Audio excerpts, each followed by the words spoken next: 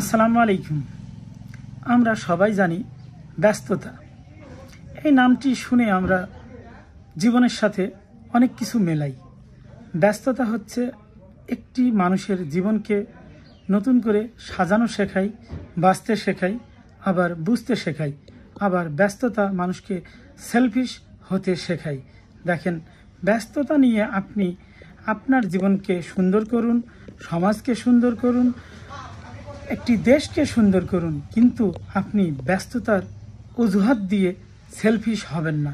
কারণ আপনি যে ব্যস্ততা মানুষকে দেখাচ্ছেন, এই ব্যস্ততা আপনাকে অনেকেই দেখায়নি। অনেকে কিন্তু আপনার সাথে ব্যস্ততা দেখায়নি।